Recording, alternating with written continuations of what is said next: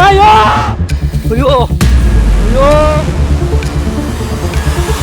ಆಸ್ತಿ ವಿವಾದದ ಹಿನ್ನೆಲೆ ಗಂಡ ಓಡಿಸುತ್ತಿದ್ದ ಇಕೋ ಕಾರಿಗೆ ಪತ್ನಿ ಬೆಂಕಿ ಇಟ್ಟಿರುವ ಘಟನೆ ಬೆಳಗಾವಿ ಜಿಲ್ಲೆಯ ಚಿಕ್ಕೋಡಿ ತಾಲೂಕಿನ ಪೊಗತ್ಯಾನಟ್ಟಿ ಗ್ರಾಮದಲ್ಲಿ ನಡೆದಿದೆ.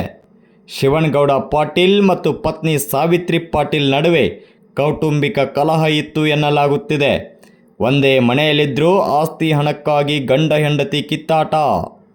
ಇಂದು ಇಬ್ಬರ ನಡುವಿನ ಕಿತ್ತಾಟ ವಿಕೋಪಕ್ಕೆ ತಿರುಗಿದ್ದು, ಸಿಟ್ಟಿಗೆದ್ದ ಪತ್ನಿ ಗಂಡನ ಕಾರಿಗೆ ಬೆಂಕಿ ಇಟ್ಟಿದ್ದಾಳೆ. ಪೆಟ್ರೋಲ್ ಸುರಿದು ಐನಾತಿ ಪತ್ನಿ ಸಾವಿತ್ರಿ ಪಾಟೀಲ್ ಕಾರಿಗೆ ಬೆಂಕಿ ಇಟ್ಟಿದ್ದಾಳೆ.